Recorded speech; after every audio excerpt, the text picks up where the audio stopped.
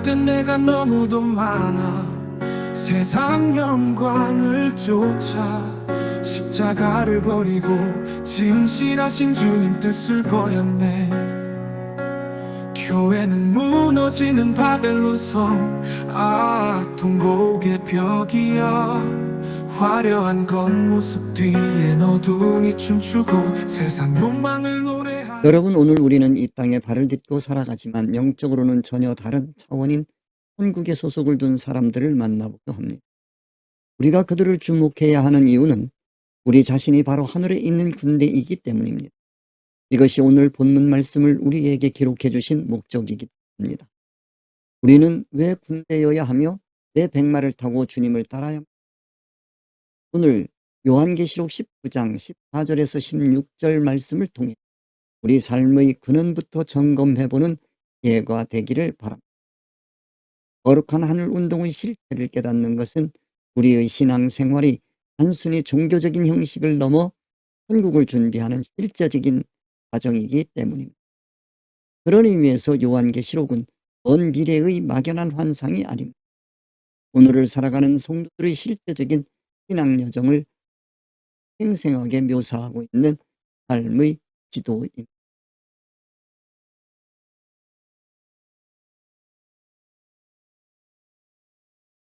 요한계시록 19장 14절에서 16절 말씀입니다. 하늘에 있는 군대들이 희고 깨끗한 세마포를 입고 백마를 타고 그를 따르더라.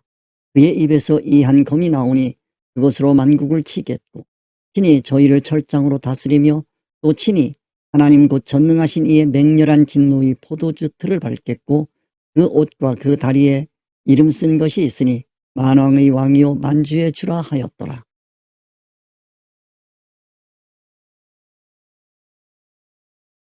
요한계시록 19장 14절 하늘에 있는 군대들이 희고 깨끗한 세마포를 입고 백마를 타고 그를 따르더라. 오늘 요한계시록 19장 14절 말씀을 5가지 주제로 나누어서 생각해 보겠습니다. 첫째로는 하늘에 있는 군대들이고, 두 번째로는 희고 깨끗한 세마포입니다. 세 번째로는 백마운동, 네 번째로는 신부단장과 영적 성숙의 책임에 대해서 생각해 볼 것이고, 다섯 번째로는 인위적인 방법의 위험성과 영적 질서에 대해서 생각해 보겠습니다.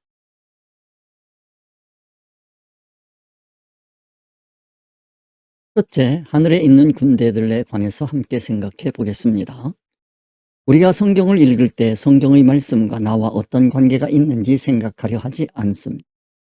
그러나 하나님의 말씀인 성경은 나와 밀접한 관계가 있기 때문에 기록하셔서 전하여 주셨다고 기독교는 믿습니다.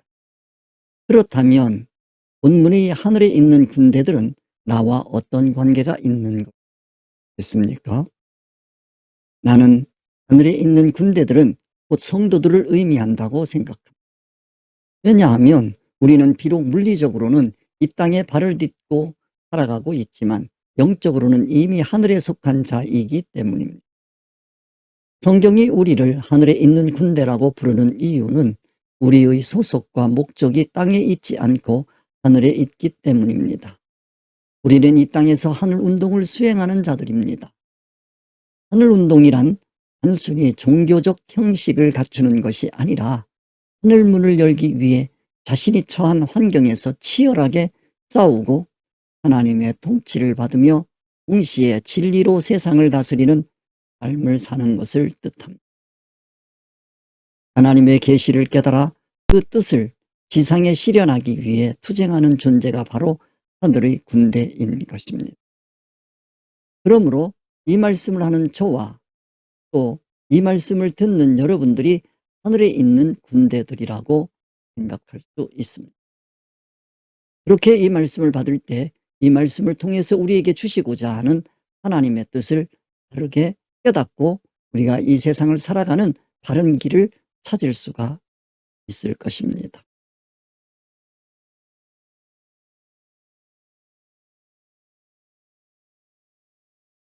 두 번째, 희고 깨끗한 세마포입니다.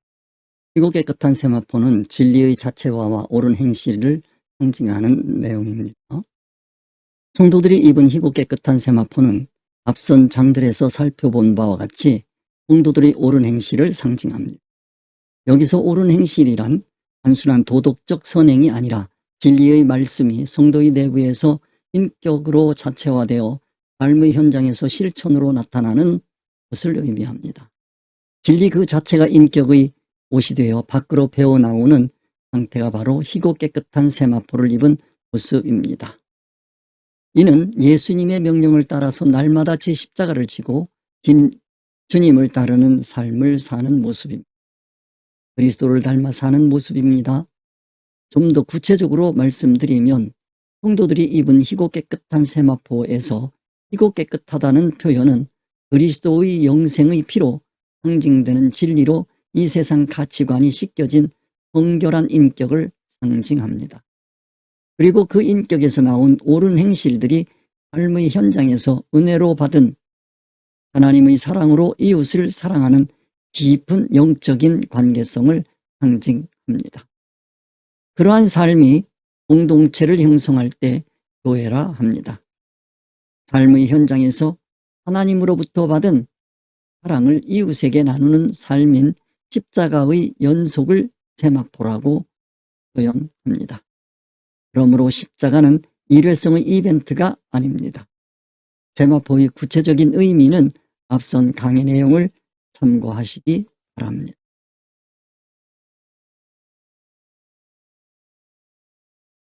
세 번째로 백마운동입니다. 우리는 이 백마운동을 통해서 정복성과 통치성으로서의 전도의 새로운 개념이 확립되기를 바랍니다. 세마포를 입고 백마를 탔다는 것은 본격적인 백마운동에 돌입했음을 의미합니다. 백마운동은 진리로 자체화된 성도가 세상을 진리로 다스리고 정복하러 나가는 운동을 합니다. 성도가 깨달은 말씀을 증거하며 다른 이들로 하여금 그 말씀에 순종하게 만든다면 그것이 곧 영적인 통치이며 정복입니다. 여기서 유의할 점은 계시록 6장 2절의 백마를 탄 자와 전혀 다르다는 점입니다. 그래서 말로 상징되는 활동만 보고 그 활동을 평가하면 속기 쉽다는 겁니다. 신앙은 활동으로 평가하는 것이 아닙니다. 그 활동을 하는 본인도 속고 타인도 속습니다. 그러나 절대로 계시의 말씀을 깨달은 자가 아니면 속고도 속은 줄을 모르는 것이 기독교의 신앙세계입니다. 마태복음 25장 31절 46절에서 왼쪽으로 분류된 염소의 성질을 가진 신앙인들의 반응을 보면 자신들이 왼쪽이라는 생각을 전혀 못하고 신앙생활을 했다는 것을 알 수 있습니다. 그들 스스로는 주님을 위해서 살았다고 생각을 했습니다. 평생 속으면서 신앙생활을 했다는 증거입니다. 이것이 기독교의 신앙세계입니다. 이 모습이 나의 모습이 아니라고 할 수 없습니다. 우리가 후면 활동을 신앙으로 평가한다면 결국 이와 같은 모습에서 벗어날 수 없다는 것을 명심해야 할 것입니다. 성경의 계시의 말씀을 깨닫는 것이 그러므로 시급합니다. 교회나 성도의 활동만 보고 평가하는 위험성을 앞에서 여러 차례 기회만 있으면 설명드렸습니다. 다시 한번 강조해서 말씀드립니다. 교회에서는 활동보다는 그 활동을 하게 되는 행동 주체의 가치 판단 기준이 중요합니다. 그리고 그 활동을 하는 목적이 중요합니다. 그 이해타산가치 판단 기준이 무엇인지 또 목적은 무엇인지 그 신앙활동을 평가해야 이것이 진정한 천국운동인지 세상운동인지 구별할 수 있게 됩니다. 요한계시록 19장 14절은 참된 의미의 선교이자 전도입니다. 전도는 단순히 사람을 끌어모으는 것이 아니라 그리스도의 군대가 되어 대장 되신 그리스도를 따라 기독교의 죄의 근원인 피조성을 정복해 나가는 활동입니다. 이를 위해 성도는 자신의 물질과 시간과 건강을 기꺼이 투자하며 승리의 행진에 동참해야 합니다. 오는 말씀을 통해서 백말 운동을 정확하게 구별할 수 있게 되기를 바랍니다.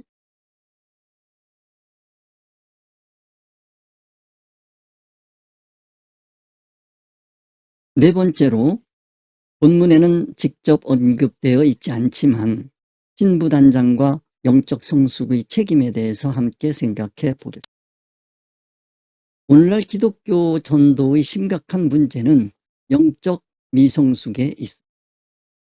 진리가 인격화되지 않은 육에 속한 자를 무분별하게 현장으로 내보내는 것은 마치 유치원생을 시집 보내는 것과 다를 바 없습니다.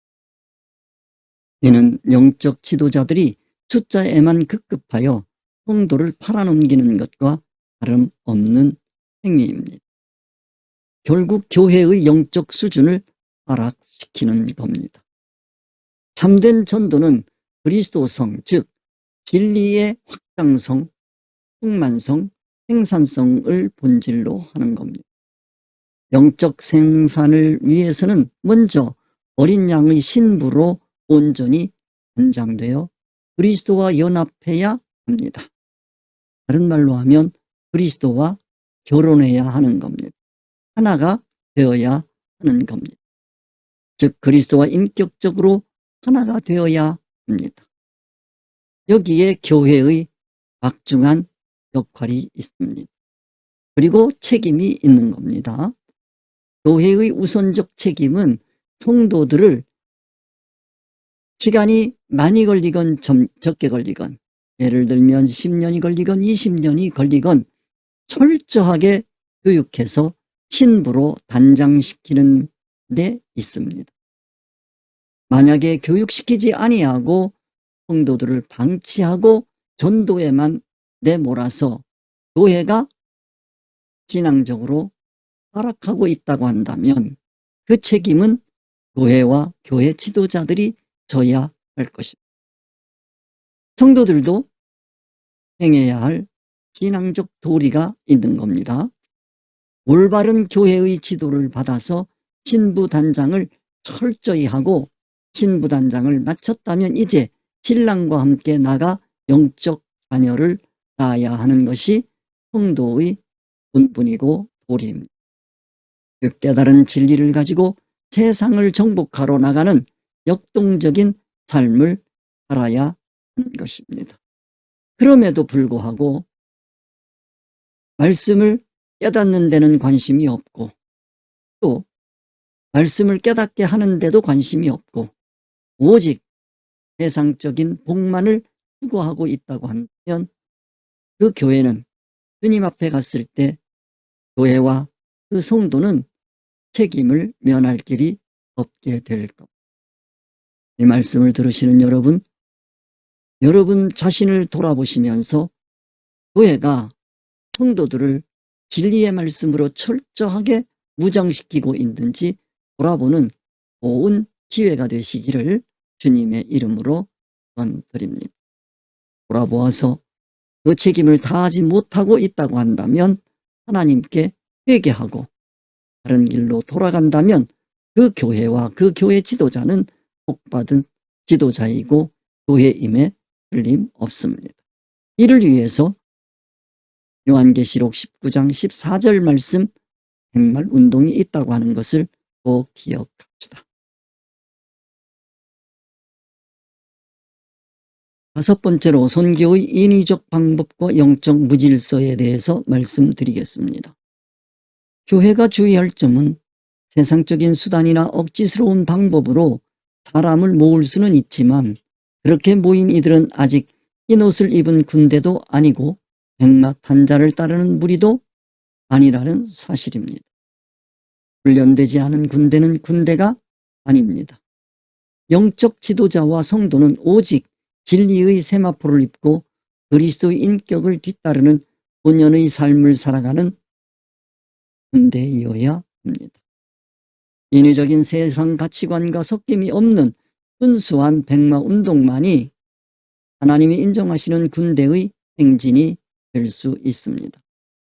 모든 공동체의 문제는 정해진 원칙을 깨고 현법으로 운행될 때입니다. 교회의 위기가 언제 닥쳤는지 역사를 통해서 우리는 이미 경험한 바 있습니다. 성경에도 명시되어 있습니다. 만일 오늘 14절 말씀을 통해서 교회가 이러한 원칙을 벗어난 것이 보이면 복입니다. 회개하면 새로운 천국문이 열릴 것입니다. 이러한 복된 여러분들이 되시기를 소원합니다. 참된 전도가 무엇인지 기억합시다. 참된 전도는 그리스도 성과 그 그리스도 성으로 무장된 이들이 그 그리스도 성을 확장하는 것이며 그리스도 성으로 충만되는 것이며 그리스도 성을 생산해내는 겁니다. 전하는 것입니다. 그것이 참된 전도입니다. 신부가 되지 않은 자가 참된 전도를 할 수 없다고 하는 사실을 꼭 기억합시다.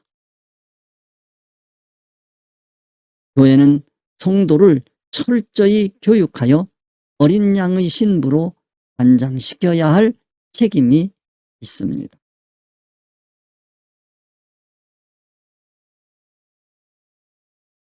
(14절의) 결론입니다. 성도는 이 땅에서 하늘의 시민권을 가지고 살아가는 영적인 군사입니다. 철저한 신부 단장을 통해 진리를 자체화하고 이제는 백마를 타고 대장 되신 주님을 따라 세상을 정복해 나가는 영적으로 생산적인 삶을 살아야 합니다.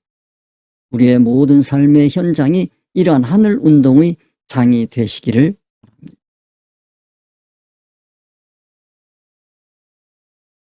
요한계시록 19장 15절 말씀입니다. 그의 입에서 이한 검이 나오니 그것으로 만국을 치겠고 친히 저희의 철장으로 다스리며 또 친히 하나님 곧 전능하신 이의 맹렬한 진노의 포도주 틀을 밟겠고.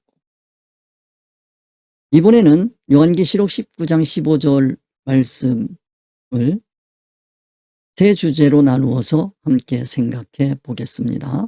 첫째는 입에서 나오는 이한 검, 두 번째는 철장으로 다스리는 것에 대해서, 세 번째는 맹렬한 진노의 포도주 틀을 밟는 것에 대해서 함께 생각해 보겠습니다.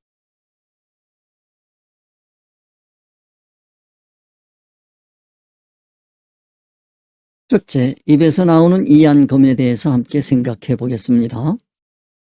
입에서 이한검, 날카로운 칼이 나온다는 것은 성도의 삶과 증거 속에서 판단 기준인 진리의 이치가 매우 분명하고 정확해야 함을 의미합니다.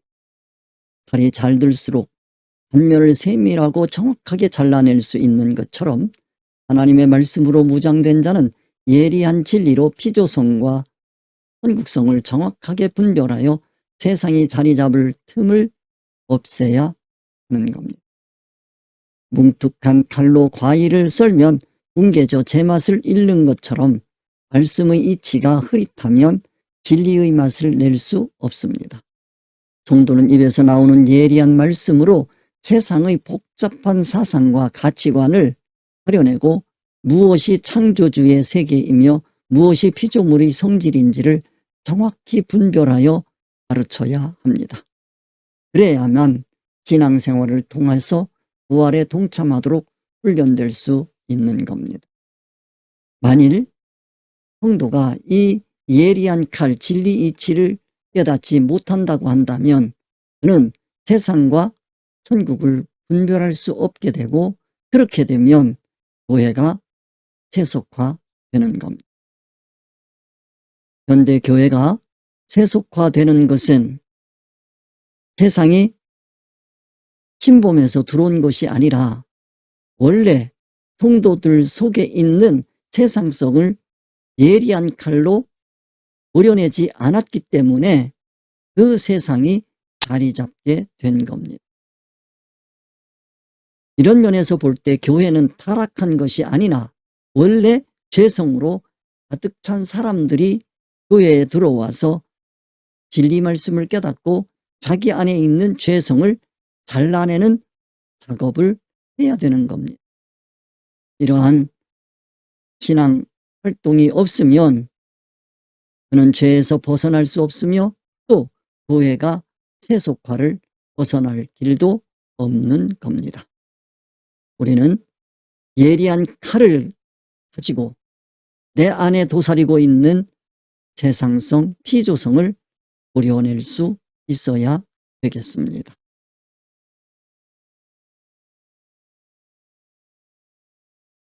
두 번째로 철장으로 다스림에 대해서 함께 생각해 보겠습니다. 철장, 즉 쇠지팡이는 결코 부러지지 않는 교회 지도자에게 주어지는 강한 권세를 상징합니다. 권세는 세상이 주는 권세가 아닙니다. 진리의 말씀으로 무장된 교회 지도자에게 하나님께서 주시는 권세입니다. 이 세상 이치로 무장된 교회 지도자에게는 세상이 주는 권세밖에 없습니다. 잘 분별해야 합니다. 철장 즉 지팡이는 평소에는 의지하는 도구가 됩니다. 그리고 탈을 진리의 길로 인도할 때는 지휘봉이지만 길을 벗어날 때는 엄한 회초리가 될 수 있습니다. 이 철장으로 영적 훈육이 필요한 사람들에게 영적인 훈육을 하는 권위가 주어지는 겁니다. 어린아이들이 위험을 모르고 날뛸 때 부모가 때때로 쥐어박아서 안전을 지키듯이 하나님께서는 철 모르는 인생들이 멸망의 길로 가지 않도록 철장으로 다스리십니다. 이는 사랑에 근거한 엄격한 지도입니다. 이 지도를 위임받은 지도자가 하나님의 선지자인 것입니다. 하나님의 전인 것입니다. 하나님의 종은 이 하나님의 의사, 하나님의 뜻을 바르게 깨달아서 성도들을 잘 양육하고 이끌어야 할 책임이 있습니다. 자기는 하나님을 대리하는 배신자이지 하나님이 아니라고 하는 사실을 꼭 명심해야 합니다. 자칫 잘못하게 되면 목사직이 하나님을 대신하는 하나님인 것처럼 그렇게 권세를 부리려고 하는 유혹을 받기 쉽습니다. 그렇게 되면 자신이 우상이 된다고 하는 것을 꼭 기억하시기 바랍니다. 그 우상을 숭배하는 교회 지도자들이 의외로 많다고 하는 것도 꼭 기억해 둡시다. 철장은 잘못 구워진 질그릇을 사정없이 깨뜨리는 도구로 사용되는 변질 없는 말씀을 상징하기도 합니다. 하나님의 말씀은 인간의 상황이나 시대의 흐름에 따라서 굽어지거나 변질되지, 성도는 이 변치 않는 철장의 권세로 자기 내면의 성품을 깨뜨리고 바로잡아야 합니다. 성경에서는 이를 만국이라고 표현했습니다. 자신이 판단할 때는 신앙인 것 같지만 말씀을 깨닫고 난 후 자신을 살펴보니 임시성으로 된 신앙인 것이 확인되면 지체 없이 철장으로 깨뜨려야 하는 것입니다. 이러한 모습을 본문에서 우리는 요한을 통해서 보고 있는 겁니다. 잘못된 신앙을 변명하려고 하면 안 됩니다. 이러한 신앙 여정은 낮은 단계에서 높은 단계로 올라갈 때 항상 일어나는 현상입니다. 문제는 회개하지 않고 고집 부리는 것입니다.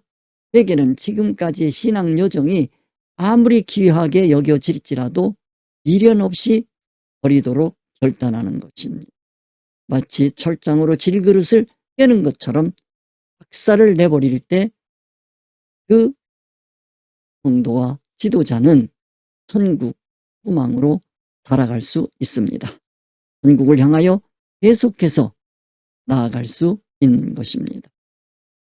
다시 한번 말씀드리겠습니다. 자신의 길이 지금까지는 옳았을지라도 앞으로 나아갈 때 그것이 방해가 된다면 그것을 깨뜨리는 것이 요한계시록을 통해서 우리에게 주시는 말씀이라고 하는 것을 명심합시다. 세 번째로 맹렬한 진노의 포도주 틀을 밟음에 대해서 함께 생각해 보겠습니다. 이 대목은 신앙의 매우 높은 경지를 설명합니다. 진노의 포도주 틀은 하나님이 주시는 환경이자 연단의 현장이라고 볼 수 있습니다. 하나님께서 환경을 주신 목적은 포도주 틀에서 포도를 이기는 이유가 기쁨을 상징하는 포도주를 얻기 위함입니다. 하나님께서 때로 감당하기 힘든 극한의 환경, 진노의 포도주 틀로 밀어 넣으시는 목적은 성도를 천국잔치에 꼭 필요한 하나님의 온전한 인격을 닮은 존재로 빚으시기 위함입니다. 우리에게 성령님을 통해서 사건과 환경과 사람을 동원해서 우리를 천국 유능자, 천국의 왕 같은 제사장을 삼기 위해서 포도주 틀을 밟게 하셨다고 하는 것을 꼭 기억합시다. 두 번째로 능동적인 신앙을 우리에게 교훈하시는 말씀입니다. 실력이 부족한 선수는 코치의 혹독한 훈련을 원망하며 도망치려고 합니다. 그러나 금메달을 목표로 하는 성숙한 선수는 코치의 매를 달게 받으면서 오히려 스스로 그 혹독한 환경에 뛰어드는 겁니다. 제가 어떤 수영 코치를 만났는데 그분이 하는 얘기가 그런 얘기를 합니다. 이 코치들이 아주 잔인할 만큼 선수들을 혹독하게 대한다는 겁니다. 수영장에서 종일 몸이 퉁퉁 부를 정도로 훈련을 했는데 이제 지쳐서 더 이상 갈 수 없어서 쉬기 위해서 밖으로 몸을 내밀고 조금 쉬고 있으면 여지없이 쫓아가서 잃어버린다는 겁니다. 그럴 때 그 선수들은 아주 그 코치가 죽이도록 싫다는 겁니다. 그런데 그가 금메달을 따고 나면 제일 먼저 달려가서 안기는 사람이 코치라고 하는 겁니다. 코치의 그 격렬한 훈련이 없었더라면 오늘날의 자기가 없었다는 겁니다. 우리도 마찬가지입니다. 우리에게 닥치는 환경이 아무리 힘들고 어려울지라도 이것이 하나님께서 나에게 주시는 귀한 복된 환경이라고 믿고 그 환경에서 꿋꿋하게 걸어서 예수님을 닮아서 예수님처럼 천국의 영광자, 왕 같은 제사장이 되어야 할 것입니다. 그러한 사람은 바로 그리스도의 마음을 품은 사람들입니다. 초보 신앙인은 환경이 힘들면 죽겠다고 아우성치지만 백마탄 자를 따르는 성숙한 성도는 하나님의 구원 목적을 깨닫고 그 고난의 틀 속으로 스스로 걸어 들어가는 겁니다. 하나님이 넣으시기 전에 스스로 마음을 다잡고 그 환경을 마다하지 않는 정복적인 신앙의 사상이 바로 진노의 포도주 틀을 친히 밟는 모습입니다. 오늘 이 말씀을 통해서 우리는 단순히 심판하시는 예수 그리스도의 모습만이 아니라 그분을 닮아가는 그리스도 제자의 완성된 모습을 보여주십니다. 입에서는 날카로운 진리의 이치가 나오고 변질되지 않는 말씀의 철장으로 자신과 세상을 다스리고 어떤 혹독한 연단의 환경이라도 구원의 기쁨을 위해 능동적으로 통과해 나가는 당당한 백마탄 자들의 행진을 우리가 살펴봤습니다. 우리는 단순히 고난을 피하는 자가 아니라 그 고난의 틀을 밟아 기쁨의 포도주를 만들어내는 신앙의 실력자가 되어야 되겠습니다.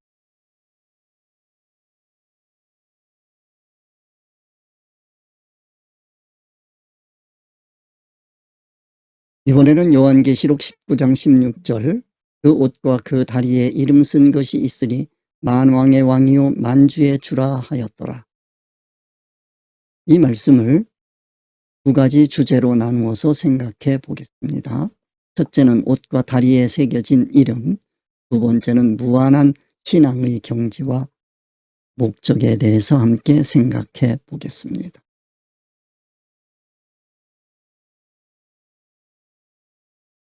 첫째, 삶의 이력과 운동을 상징하는 옷과 다리에 새겨진 이름에 대해서 생각해 보겠습니다.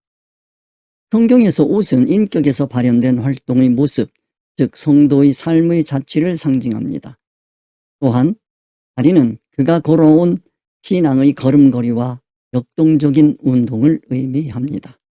11절에서 충신과 진실이라는 본질적 인격으로 시작된 이름은 13절에서 고난의 투쟁을 거쳐 하나님의 말씀이라는 이름으로 정되었습니다.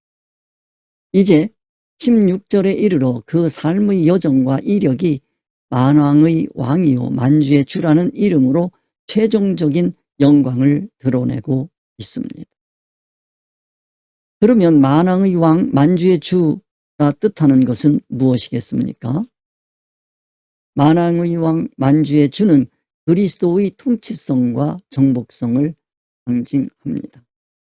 예수 그리스도의 33년의 생애는 단순히 한 유대 청년의 삶이 아니었습니다. 그분의 삶은 시간과 장소를 초월해서 온 세상을 다스리는 그리고 정복하는 만왕의 왕으로서의 삶이었던 것입니다.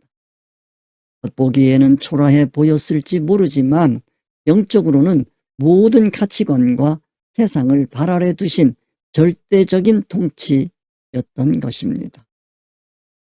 우리는 예수 그리스도의 33년의 삶을 통해서 그 2000년 전에 사셨던 그 삶만 생각하는 것이 아니라 그 삶은 만세 전에서부터 만세 후까지 통치하는 통치성을 볼 수 있어야 하는 것입니다. 본문이 이 이름을 강조하는 이유는 그리스도 한 분만을 높이기 위함이 아닙니다.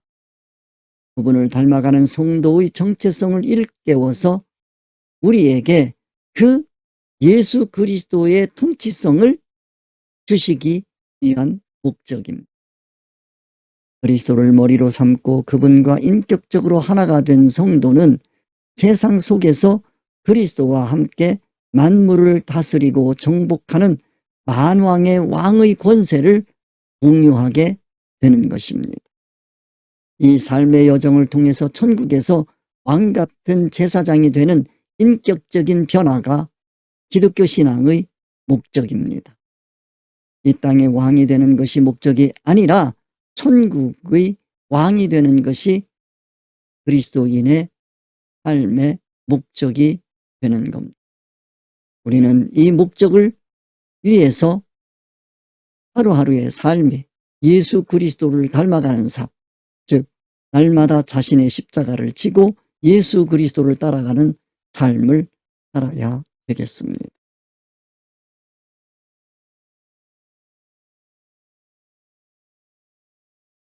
두 번째로 우리는 무한한 신앙의 경지와 목적으로 나가는 신앙생활을 본문 말씀을 통해서 깨달을 수 있어야 되겠습니다.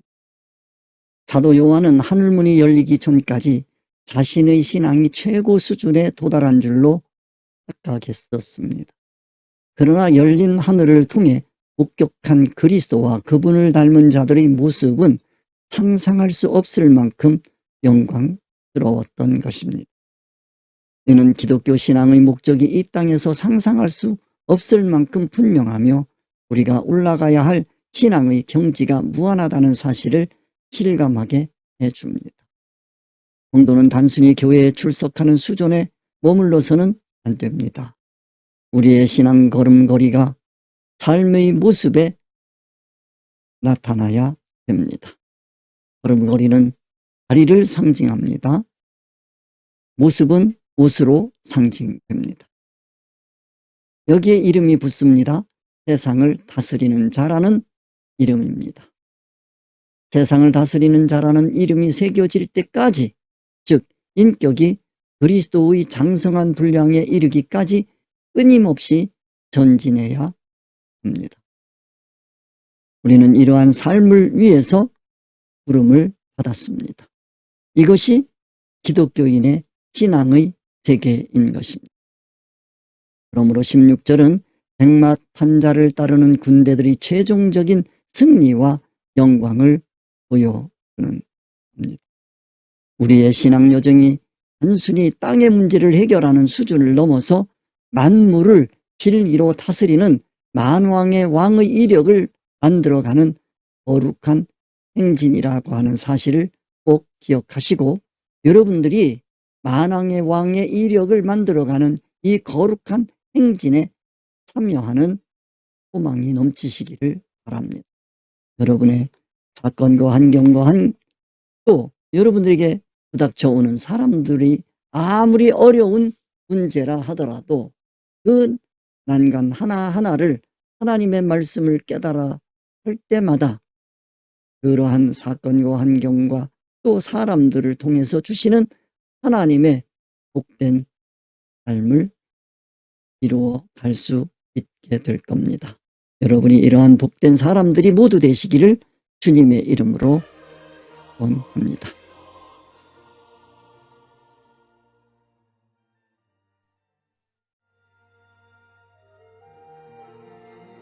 수고하셨습니다. 우리 주님 가르쳐 주신 기도로 하나 되는 시간 있습니다. 하늘에 계신 우리 아버지여, 이름이 거룩히 여김을 받으시오며 나라의 임하옵시며 뜻이 하늘에서 이루어진 것 같이 땅에서도 이루어지이다. 오늘날 우리에게 이루는 양식을 주옵시고 우리가 우리에게 죄 지은 자를 사하여 주는 것 같이 우리 죄를 사하여 주옵시고 우리를 시험에 들게 하지 마옵시고 만하게서 구하옵소서. 나라와 권세와 영광이 아버지께 영원히 있사옵나이다. 아멘.